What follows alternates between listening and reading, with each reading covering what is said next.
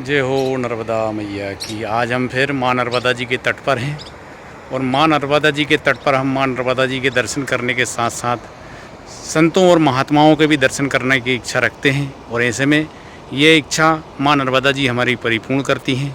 और ऐसे ही आज हम संत महात्माओं के दर्शन कर रहे हैं। जो बाबा जी हैं कि यहाँ पे जो एक छोटी सी कुटी बना के रहते हैं, उन्हीं के हम दर्शन कर रहे हैं। नर्मदे। धन्यवाद धन्यवाद धन्यवाद। आइए बैठिए। महाराज जी की भोजन प्रसादी तैयार हो रही है गुरु जी की।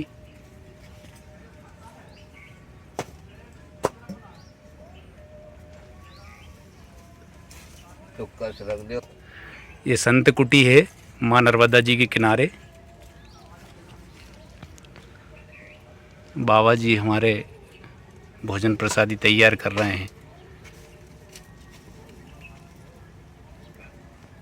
बाबा जी आटा लगा रहे हैं।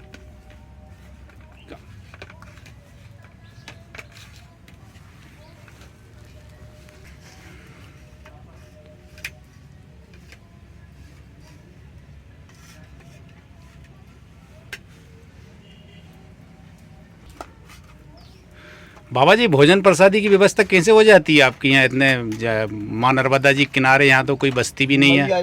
भिजाती है भगत को, जिसकी इच्छा होती है वो आता है, यहाँ आटा सामान डाल दिया जाता है। हमारी मैया कृपा कर रही है, सब हो रहा है। उसके विश्वास पे हम बैठे हैं, तो वो हमारा पूरा परिवर्तन कर रही है।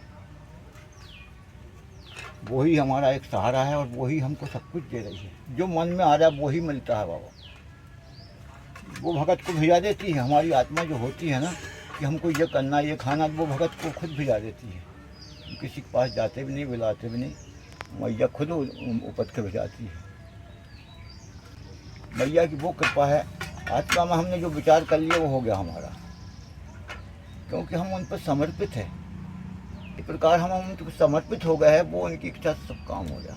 हम वाणी बोल रहे हैं तो उनकी इच्छा से बोल रहे हैं, मैया की इच्छा से। मैया की इच्छा से हमारे मन में और वाणी में का कंट्रोल वही कर रही है। मन कितना चंचल होता है मगर उसका कंट्रोल वही करती है। हम मौन रहते हैं, ज़्यादा फालतू बात नहीं करते हैं। जो शब्द बोलेंगे वो मैया ही बोलेगी, जो करेंगे हम वो मैया ही करेंगे। अच्छा करेंगे या बुरा करेंगे मैया पर समर्पित हैं। सब कुछ हमें वही देने वाली है। महाराज जी आपको माँ नर्मदा के प्रति इतना लगाव कैसे हो गया?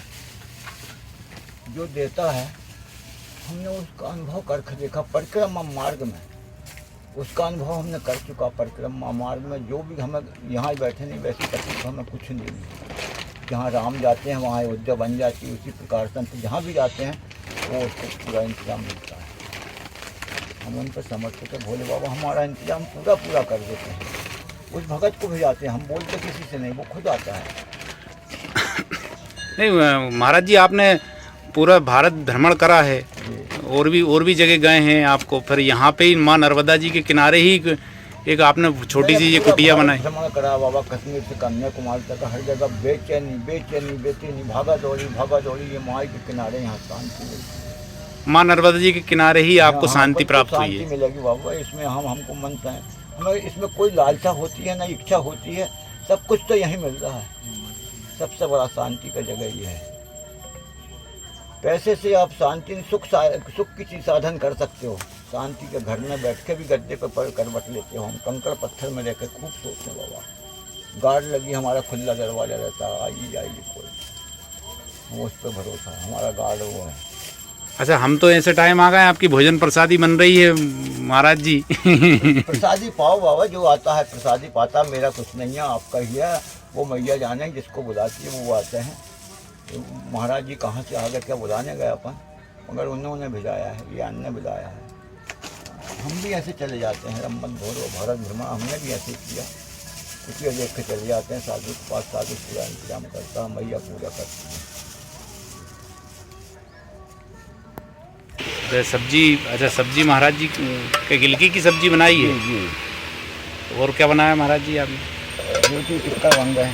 और इसमें क्या है? इसमें भी रोटी है। अच्छा, इसमें रोटी बनाई, चावल नहीं बनाया आज? नहीं, चावल नहीं बनाया बाबा। एक आदमी के लिए क्या डबल करेंगे, बनाएंगे पूरा, शाम को बना लेंगे चावल या पूरी 2 टिक्कर 4 टिक्कर तो बनाते हैं, तो टिक्कर ही टिक्कर आते हैं।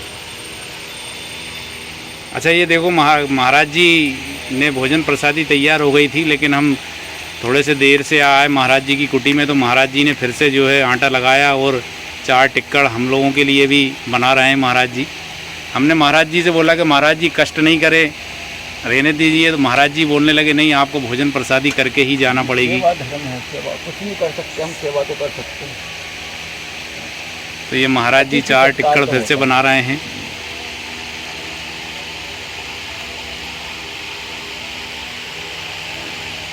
जब भी हम साधु संतों के पास आते हैं, महात्माओं के पास, सन्यासियों के पास आते हैं, तो उनकी कुटी में आते हैं तो बड़ा सत्कार होता है और बड़ा आव भगत होती है।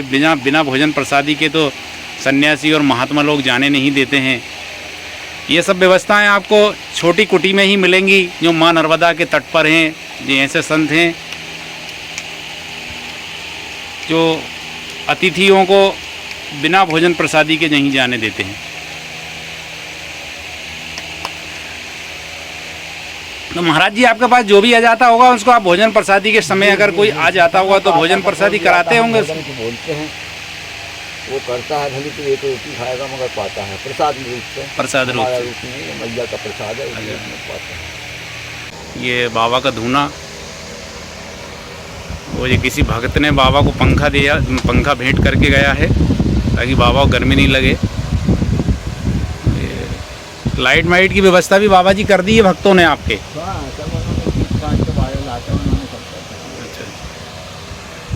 ये बाहर का दृश्य, छोटी सी कुटी है महाराज जी की।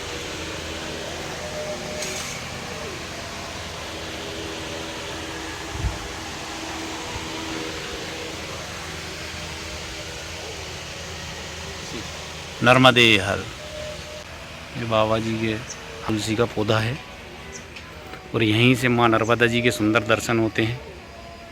यहाँ से ये माँ नर्मदा जी हैं। जंगल है, जंगली क्षेत्र है ये आस।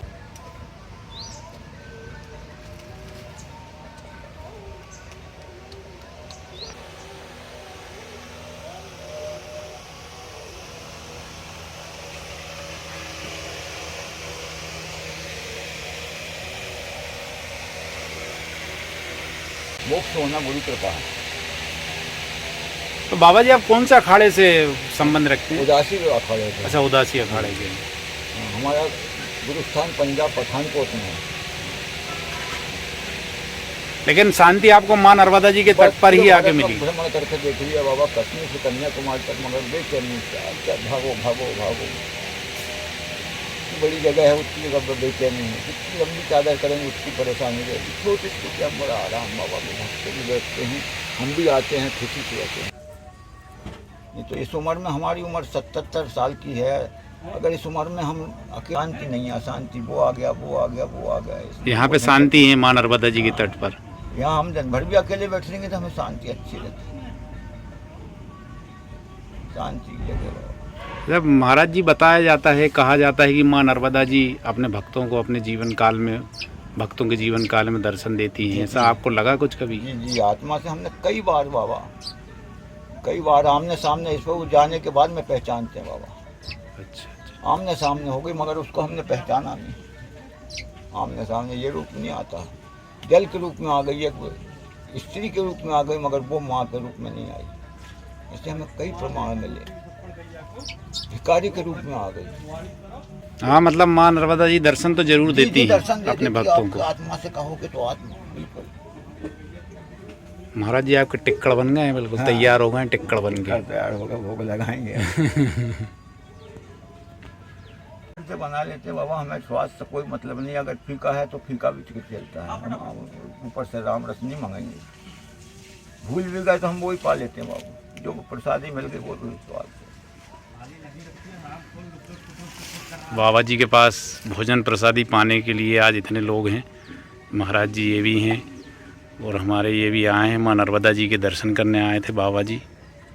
तो बाबा जी को भी रोका है महाराज जी ने कि आप भी भोजन प्रसादी ग्रहण करके जाएं, जो भी है रूखा सूखा। महाराज जी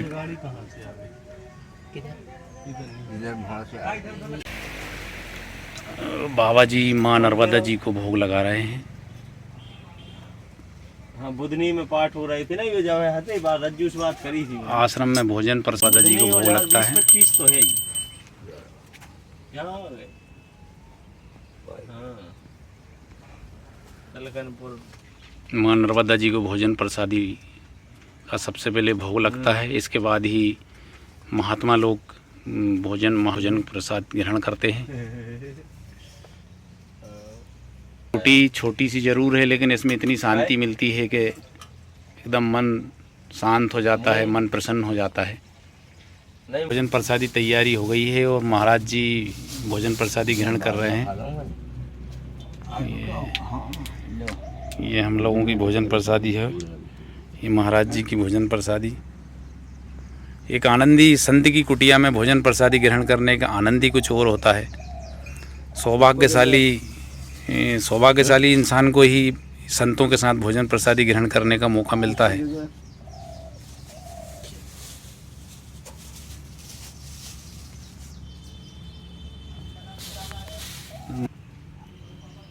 बाद में खाओगे? हाँ बाद में खा लेना।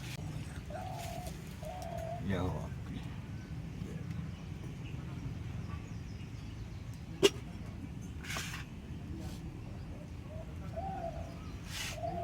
जी आपको माँ नर्मदा के तट पर आप विराजमान हो गए हैं, तो आपको आंवली घाट कैसा स्थान लगा? माँ नर्मदा का तट जो है आंवली घाट